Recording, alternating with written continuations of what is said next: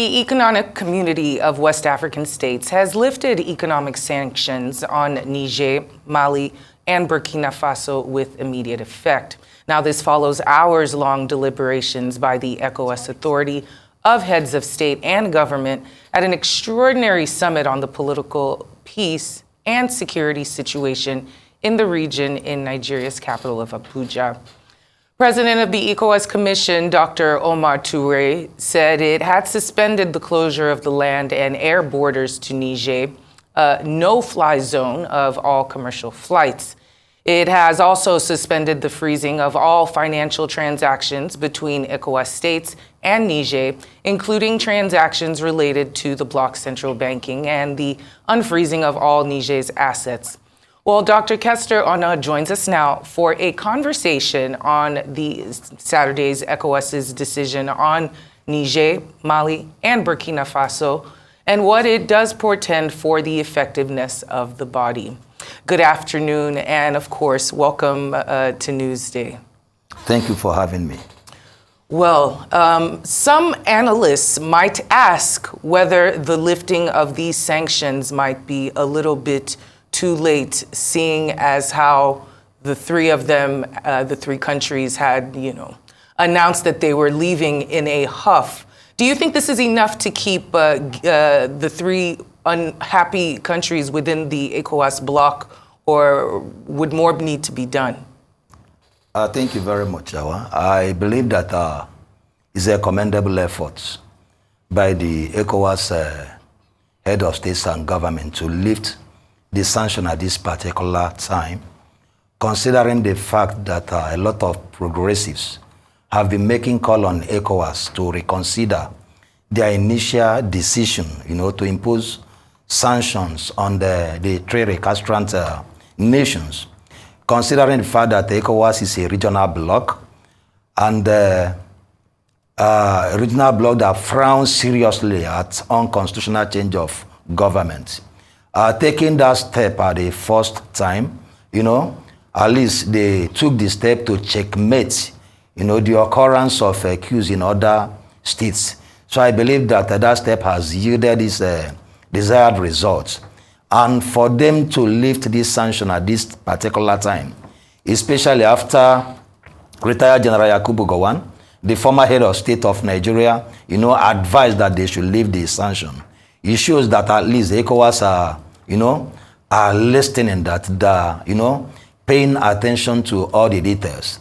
Then, considering the fact that even the sanction has been lifted based on humanitarian ground, considering the fact that we are in the season of Lent, and very soon we enter the holy month of Ramadan, they lift the sanction to ease, life for at least for other people in West Africa.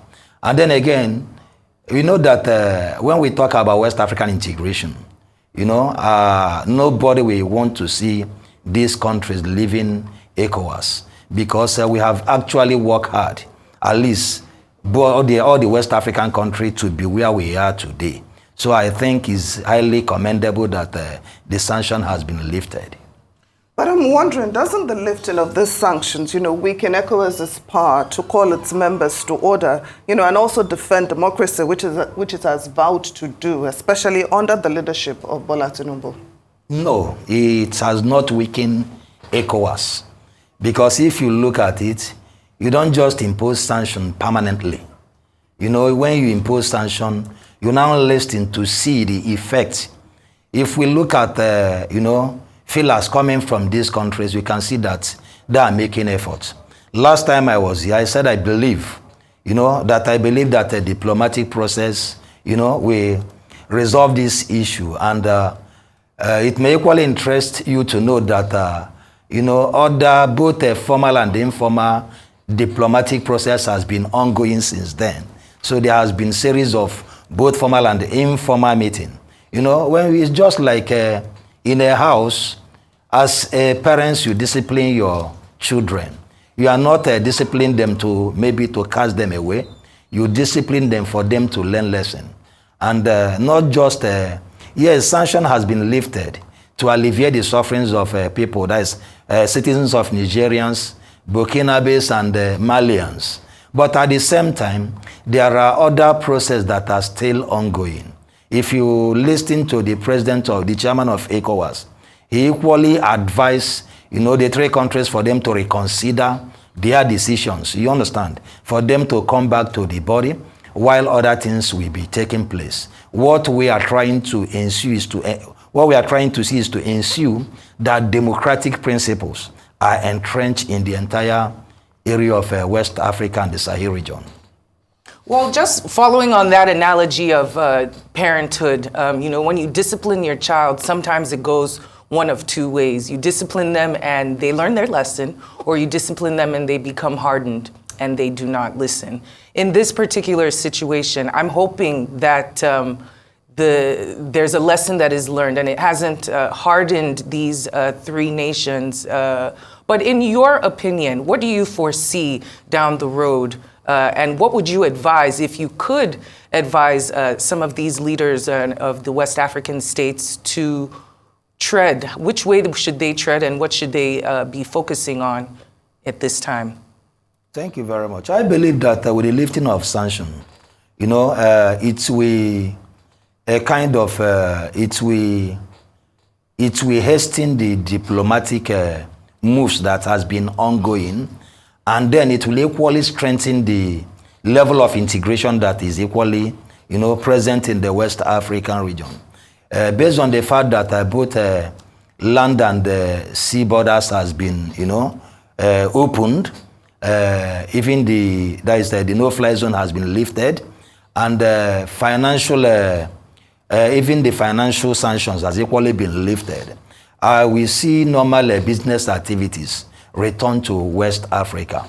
And then if you look in terms of security again, there are a lot of things at stake.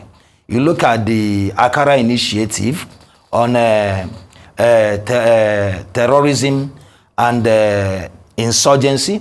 Then you look at the counterterrorism initiative, that is the multinational joint task force ongoing, So I believe with the lifting of this sanction is going to strengthen the security apparatus within the West African region for them to carry out their work effectively.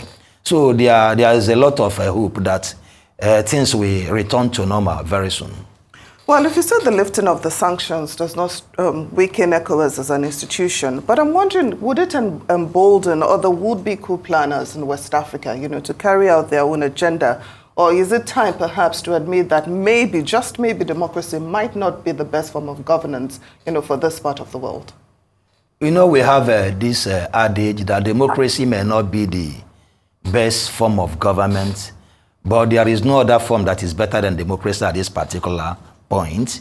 I believe that ECOWAS should work assiduously to strengthen their institutions, especially the democratic institutions.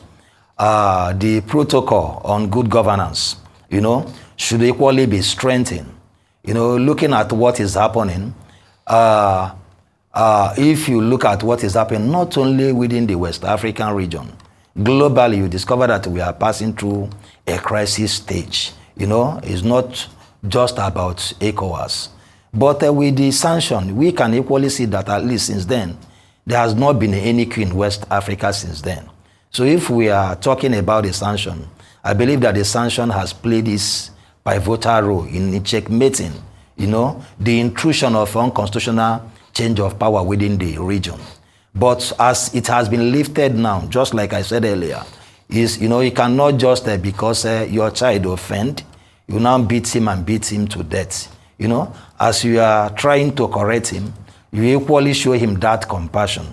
After all, we are talking about the citizens of Niger, the Nigerians, we are talking about the Malians, and we're talking about the Burkinabes. So if you look at their citizens, you now realize that the excruciating hardship they are feeling, and that's what actually led ECOWAS, based on humanitarian ground, for them to soften the ground. At least discussion can now continue on a level playing ground. Do you foresee the three nations coming back into the ECOWAS fold or rescinding their request to leave? Well, there are lots at stake for them not to come back. If you look at so many initiatives, that they're benefiting from, even some initiatives being funded by the World Bank, a lot of developmental programs and all this. Being in a union is better because, you now become part of the whole. And once you are part of the whole, you can now benefit from what is made available to the whole. So I see them based on the fact that at least there has been this enabling environment created by this lifting of sanction. I think that they will reconsider their initial decisions to leave the regional bloc. But then I'm wondering, how would you compare the way ECOWAS responded to the crisis in Senegal, with the way it responded to these 3 other countries? If you look at the crisis in Senegal, I think it's an ongoing thing.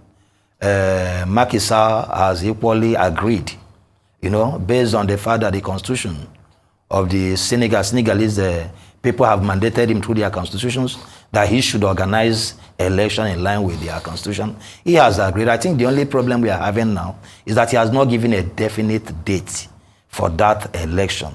And ECOWAS has equally come out to, to address the issue that he should adhere to the constitution. You understand? If you look at the queue in Niger, well, without, I think maybe, let me say, the queue in Niger, I think ECOWAS, the decisions was a bit drastic. You understand what I'm saying? It was a bit drastic. And, but thank God that at least at this time, they are trying to correct some of those overtures that we are taking initially. Well, they're saying this is the bloc's biggest crisis since its formation in 1975. And sometimes crises have a way of making institutions stronger. Do you think this is one such opportunity for ECOWAS and its leaders? Definitely. I think it's a learning curve. Considering the fact that initially the 3 countries that pull out accused ECOWAS that they have deviated, from the spirit of the forefathers, that what it was intended, accusing that other foreign powers, they have intervened, to work against ECOWAS. I believe that this time around that the sanction has been lifted and diplomatic moves are ongoing. It's time for check and balance, and equally for one to have sober reflection and look at things we're supposed to have done that we have not done, and things that we have done that we have not done well. So it's not just about ECOWAS, it's about equally the countries involved for them to, look at the entire process and make amend. But I believe that ECOWAS will emerge stronger this time around. Oh, but I'd like us to be a bit more specific, about making amends. What exactly can ECOWAS do to strengthen good governance in the West African region, so that this whole drama can be avoided going forward? It has been said that it is lack of good governance that is leading to all these military takeovers. How do we tackle that in itself? Well, I think that when we come to what ECOWAS can do, with what is happening presently within the ECOWAS countries, I think they are taking the right step in the right direction. If you look at Senegal, for instance, the people agitated that the election must hold. And Macky Sall now came out to say that he is going to obey the constitution. You understand?